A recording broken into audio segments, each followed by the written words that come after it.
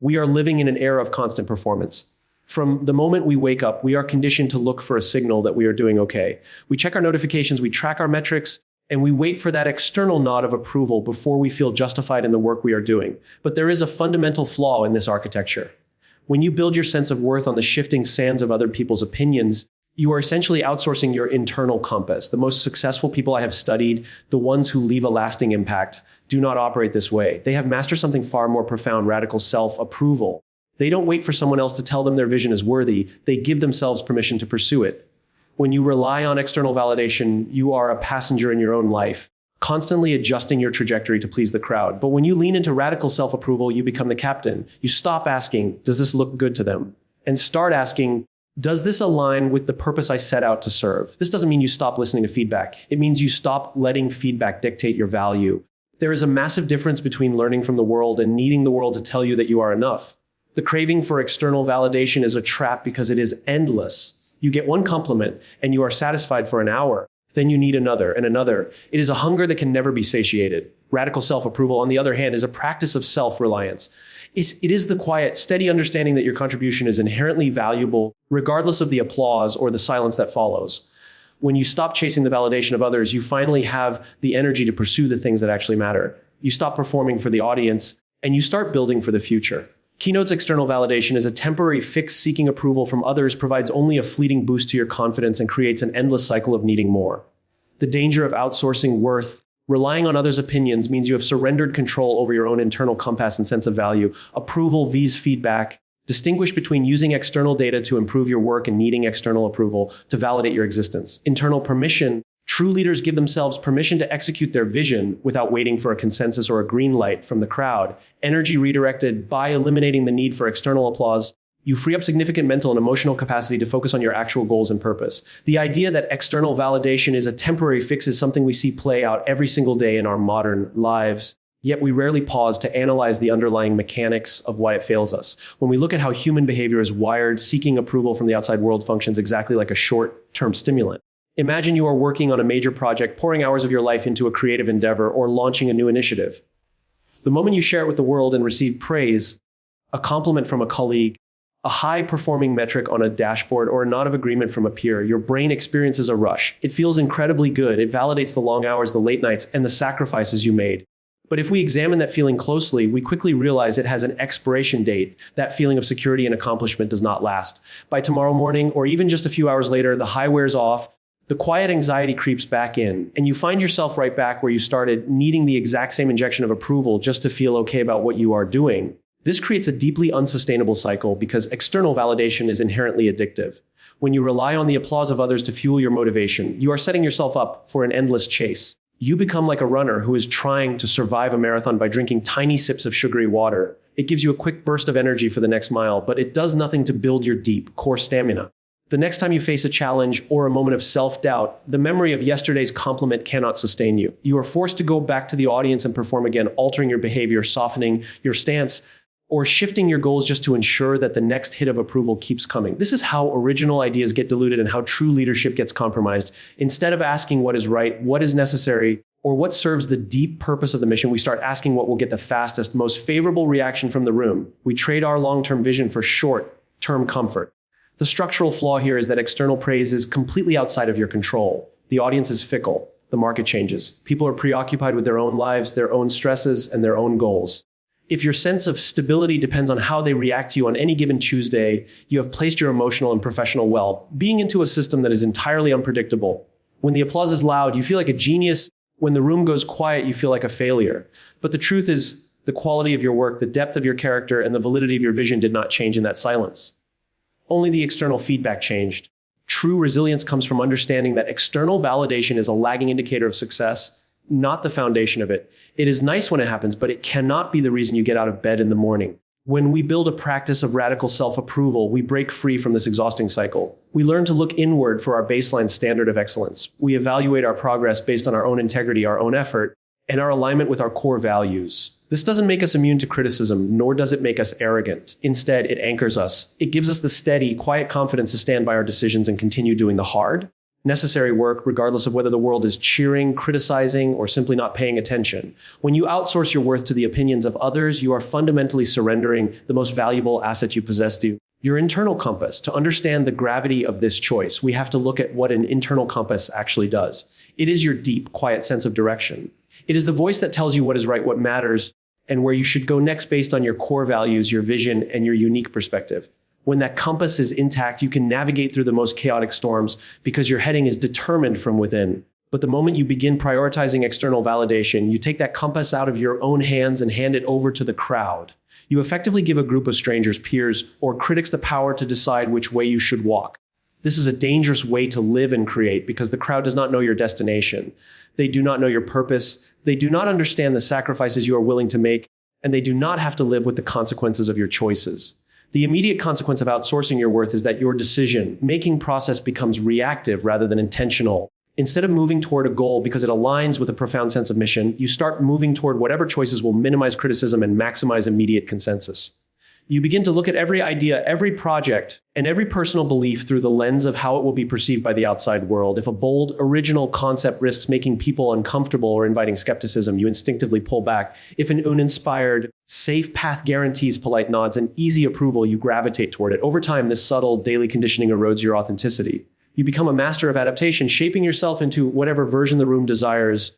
But in the process, you lose touch with your original voice. The unique contribution you were meant to bring to your field or your community gets completely buried under the weight of trying to please everyone else.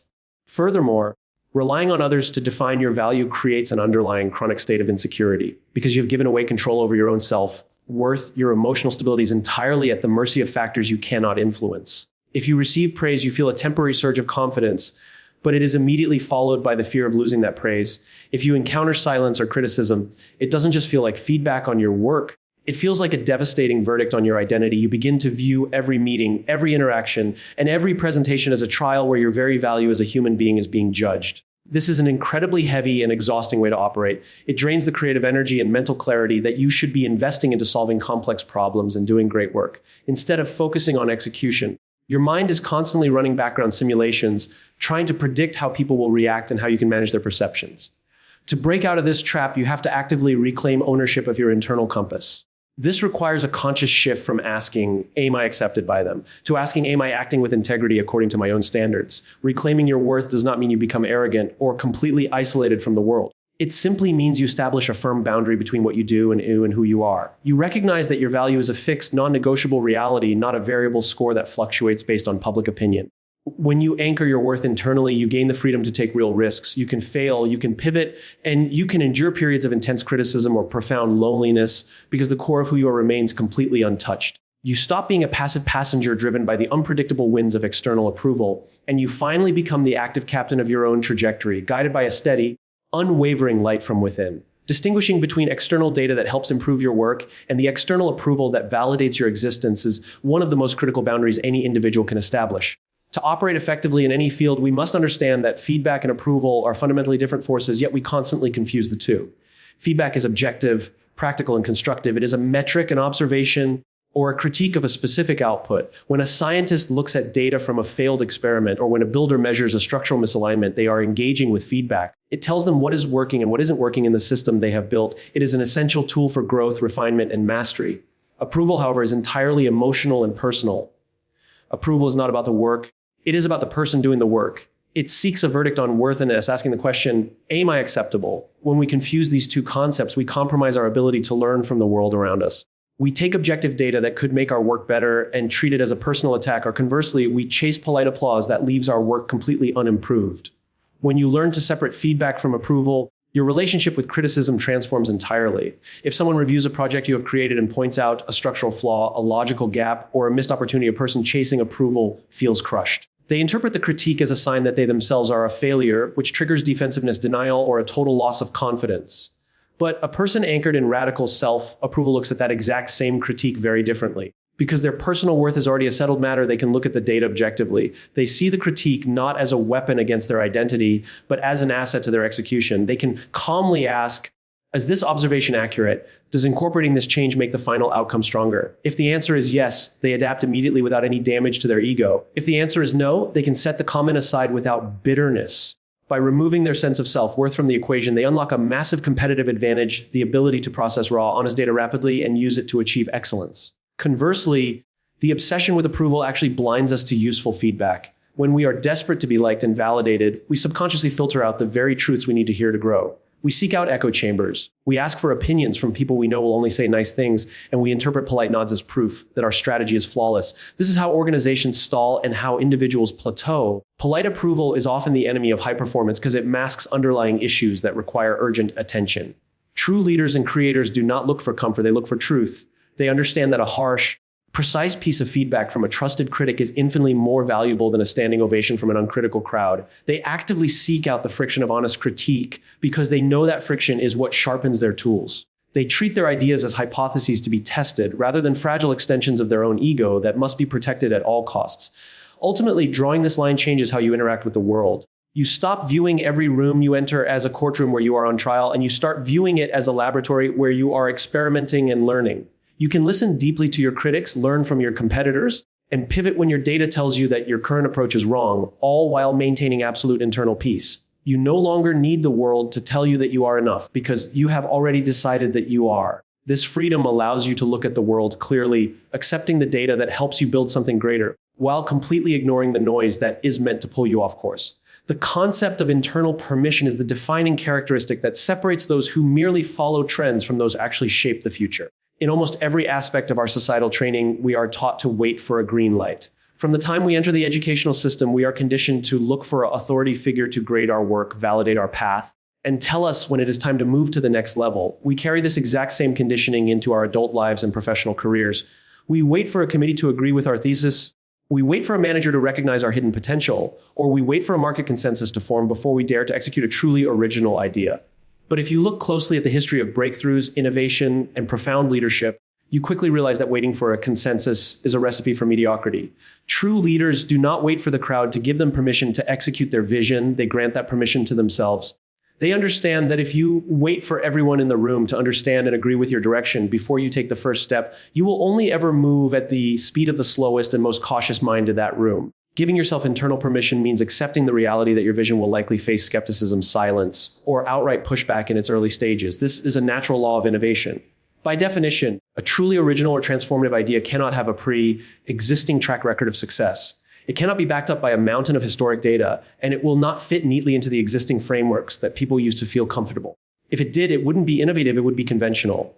When you look at the world through the lens of a trendsetter, you recognize that the skepticism of the crowd is not a sign that your idea is wrong. It is simply proof that your idea is new. If you require the external validation of a unanimous green light to begin, you will instinctively dilute your concept until it looks exactly like everything else that already exists, just to make it palatable to the masses. Internal permission is the shield that protects the raw, unpolished, and disruptive nature of a breakthrough idea during its most vulnerable phase. Furthermore, this practice fundamentally alters your relationship with risk and accountability. When you wait for external permission, when you wait for a committee to approve your plan or a mentor to sign off on your strategy, you are subconsciously trying to share the blame in case things go wrong. If the project fails, you can comfort yourself by thinking that everyone else thought it was a good idea too. But this safety net is an illusion that robs you of true ownership. When you operate with internal permission, you step into full, radical accountability. You say to yourself, I see a path forward that others do not see yet, and I am choosing to take the first step based on my own judgment. This level of ownership is terrifying to most people, but it is precisely what builds immense internal strength and credibility. When you are willing to stand by your vision without the comforting cover of a crowd, you develop a rare kind of resilience. Even if the immediate attempt fails, you do not look around for someone to blame. You simply evaluate the results, give yourself permission to pivot and execute again. Ultimately, internal permission is about recognizing that you are the ultimate custodian of your own potential. No one else has your exact mix of experiences, insights, and intuition. Expecting others to see what you see before you have even built it is an unfair demand on them and a devastating limitation on yourself. Waiting for the world to tell you that you are ready, qualified, or worthy is an infinite delay tactic. The green light you are looking for does not exist out there in the world. It is a switch that you must throw inside your own mind. When you stop asking, am I allowed to do this? And start deciding, I am going to build this, your entire trajectory changes. You stop being a passive observer waiting for an invitation to the table, and you become the force that builds an entirely new table. The redirection of energy that occurs when you eliminate the need for external applause is perhaps the most practical and transformative benefit of radical self-approval. To truly grasp the magnitude of this shift, we have to look at human attention and emotional energy as finite resources. Every single day, you are allocated a specific amount of mental bandwidth. When you are trapped in the cycle of seeking constant validation, an incredibly large percentage of that limited energy is silently siphoned away by background operations. Your mind is constantly running complex, exhausting simulations. Before you speak in a meeting, you are calculating how to phrase your words to minimize friction. While you are working on a project, you are predicting how your peers will react to it.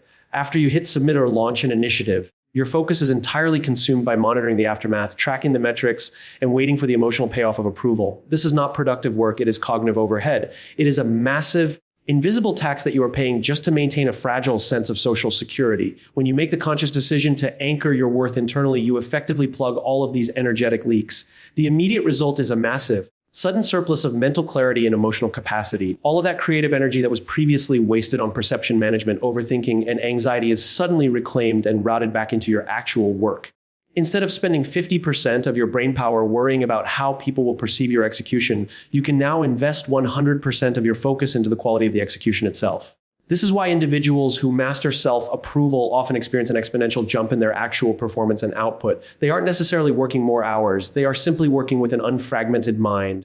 They can look at a problem with absolute clarity because their ego is no longer sitting on their shoulder, distorting the data to protect its own comfort. This redirected energy also completely changes your capacity to handle long-term, complex challenges. True impact requires sustained effort over long periods, often through phases where there's absolutely no applause, no external validation, and no immediate reward. If your fuel source is the applause of the crowd, your energy tank will hit empty the moment you enter one of these quiet valleys. You will naturally want to quit, pivot, or abandon the mission to find a different path that offers quicker, easier praise. But when your energy is anchored internally, your motivation is completely decoupled from the immediate reaction of the world. You possess an internal battery pack that keeps you moving forward through the silence, the skepticism, and the grueling daily grind. You can focus on building deep infrastructure, mastering complex skills, and solving the foundational problems that others avoid because those problems don't yield quick, publishable wins. You stop playing for the short-term highlight reel and start playing for long-term legacy. Furthermore, this surplus of emotional energy fundamentally improves how you interact with and lead the people around you. When you no longer need the people in the room to validate your status or tell you that you are smart, you stop viewing them as tools to feed your ego. You no longer see them as a potential source of applause or a threat to your security. This frees up massive emotional capacity to actually listen to them, empathize with them, and support their development. You can praise others generously because their success doesn't diminish your worth. You can accept their feedback calmly because their critique doesn't threaten your identity. By removing the desperate craving for external approval, you transition from a consumer of social energy into a generator of it. You move from a state of constant defensive posture to a state of open, impactful contribution. You finally have the clarity to see the mission for what it truly is, and you possess the unshakable stamina required to actually see it through to completion. Ultimately, the journey toward radical self-approval is not about isolating yourself from the world or becoming indifferent to the people around you. It is about establishing a foundational truth within yourself so that you can finally engage with the world on your own terms. We have spent so much of our lives conditioned to look outward, holding up our achievements like mirrors, desperately hoping that the applause of the crowd will reflect back an image of worthiness. But the applause always fades, the mirrors always distort, and the hunger for validation only grows more intense.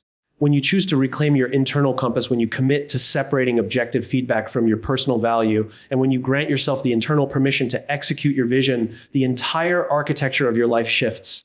You stop operating from a place of deficit, and you start operating from a place of abundance. The tremendous energy you once wasted on managing perceptions, fearing criticism, and chasing temporary praise is finally unlocked and directed toward what truly matters: doing meaningful work, building lasting infrastructure, and serving a purpose greater than yourself. True strength is not found in the loudness of the crowd's approval. It is found in the quiet, unshakable certainty that you are already enough and that your vision is worth fighting for, whether the world understands it yet or not.